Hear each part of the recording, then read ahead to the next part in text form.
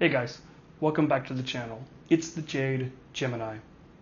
This afternoon I am super excited to bring you a review of this guy right here. This is the Chavez CHUB, or Chavez Ultra Handy Utility Blade. And so today I'm going to be talking about what I like, what I love, what I dislike, and if it applies, what is rubbish about this utility folder right here. Before I go in and do that though, let's go and get some size comparisons out of the way, because this is a Chavez after all, so that means you can think of some things being chunky here. First, we're going to go in and take a look at probably one of the best knives ever created, right? One of them, and that is the Spyderco Pair 3. This is lightweight, but still the same size as the regular. So you can see here that this handle is shorter here, and this is a little shorter here as well. So this isn't necessarily a big knife, but it's not a tiny knife either. And a lot of that has to do with this. Man, this thing is really chunky. So this thing is thick altogether. Also, we're going to be comparing it to probably my favorite knife design ever, the Manix 2. This is the lightweight. So this is about the size of a paramilitary 2, just in a different format. So definitely bigger in every way here. But again, really thick. And then last, just to kind of get out of the way here, this is it compared to a Craftsman plastic compression lock fidget box utility cutter thing. So actually this is really similar in size actually in this way, but the Craftsman is what is that? It's ridiculously thick. So that is that out of the way. So with all that stuff, let's go and jump right in. So the first thing that I like about this knife is the fact that it's got all the finishing right. So if you look at this and you see the price point, which we'll talk about, you might say, hey, this is going to be a little cheaper. You might say Chavez, but they're just getting away, just trying to make a buck. No. This thing has gorgeous stonewash, just like you'd get in a normal blade. It's got really, really good finished hardware all over. It's got the really nice titanium finished pocket clip. Everything is knocked down really, really nice, smooth on the edges here. So all things to really, really like. It's also got gorgeous micarta. Another thing to like here is that this is lefty friendly. It's got holes on this side, and it looks like the holes are actually the sort of standard Benchmade affair. So if you don't like the pocket clips that it comes with, you can swap them on out. You can get a deep carry pocket clip. Be good to go.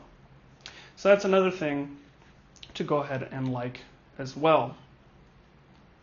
Now guys, I'm really throttle plating myself here, holding myself back, because I love this as one of the most loved knives I've ever had, out of like 200 plus. I love this thing. Let me tell you why. So the first thing that I love about this is you get a great action. God, is the action so good.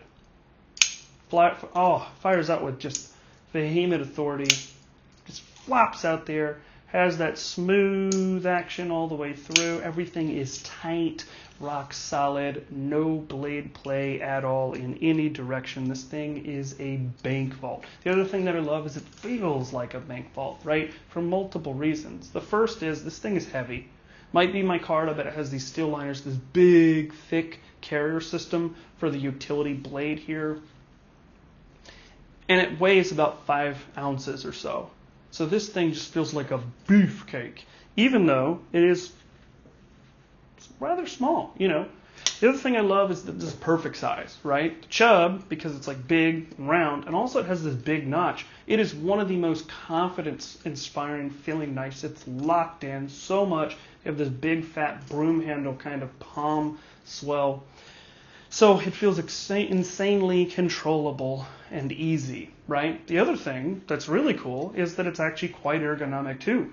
Because you are not having a live blade here, you can now choke up like this, very much like the Spyderco here, and you can choke up, right, with a secondary choil.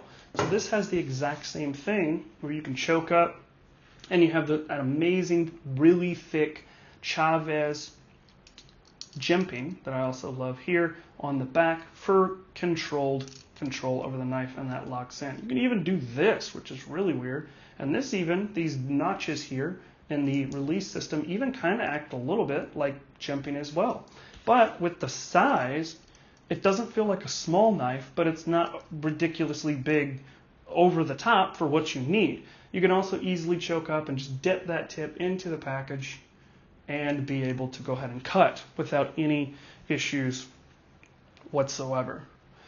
Again, the quality here really sings. This feels like it's still made by Riyadh. I don't know if they did Best Tech on this, Riyadh, who made it, but it feels that top, right? Top of the line, premium made item, right? Everything is chamfered gorgeous. This feels like nice, high quality American made micarta, not any of that sort of weird crafted stuff that they try to put on knives as well. The other thing that I love is this feels, again, it's not stamped liners here. These are milled liners that have chamfered edges on all sides. Feels very much like a frame lock. Has a beautiful cutout that's deeper here as well, and even so thick that they've had to have a relief cut in the liner itself. So this feels more like a frame lock that has liners on the top. Really nice sort of outline, shadow boxed scales as well. So really looks cool too. And again, just makes it oh so comfortable in the hand. The other thing that some people might like is that it comes with this installed. To me, the incorrect clip. The other thing to love is I put the right clip on. Fight me, right? This would be like getting a Porsche 911 and saying, I'm going to make it electric. I'm going to put a straight 4-cylinder hybrid motor in it. But it's the shape of a 911. No, you're taking the cherry on top, the essence of its existence off, right? Even if you were not a Skulls tough guy with biker chains and leather, whatever. This is cool because this is Chavez. This is him. This is really cool design, right? Ethos all throughout the knife. Really, really cool. I also like the fact that this is kind of a ghost knife, right? There isn't the big Chavez skull or key, which I like the key, not the new skull with like a C necessarily, but it's kind of just clean slate. And even here, it doesn't say Chavez anywhere except the pocket clip kind of tells you what it is, and if you know, right? Really, really like that as well. Love that as well, sorry. The other thing that I love here is the fact that this does really good at actually being a utility knife, right? It is one of the most easy things. It has no way of coming out at all, but you push to the side and this just comes out at the greatest ease and goes in with the greatest ease. There are other knives that I have that are utility knives like the Exceed Tyrant version 3, where I had to really kind of train myself on how to take this out, and it's still not easy. I've just done it enough where it has become easy, but it's not like off the rip. Yeah, put it where it's supposed to. Off the rip easy out of the box to learn how to do that. With this takes minimal effort, right? It is what it's supposed to be, straightforward, solid, awesome. The other thing that I love so much about this is this isn't going to stay like this for long. I'm going to get titanium to now make it a titanium flipper, right? But that's easy to do because just like a NAFS lander, this has screws that hold it in and the pivot is separate. So now you can just take the clip off this screw and these 3 screws, lift these scales off, get a different screw or a different scale, and make it G10. Brass. copper, carbon fiber, different micarta. A lot of different options here. So now you can really kind of flavor this up, right? And be able to make it what you want from this knife itself. And the great thing here too is that this uses standard utility blades. So you don't need to get anything fancy, just like this, which you can pick up in any hardware store. And you don't have to go around and saying, well, hey, I need to learn how to sharpen. I need to mess up my knife. I need to make it look unseemly because I sharpened it bad and it looks ugly. And after you first get it off the factory edge, now it's gross. Now it's demorphed. Or I buy it and the tip's like messed up and the bevels aren't. And this is just perfect. And when it wears out, you just replace it. Boom. It's always sharp.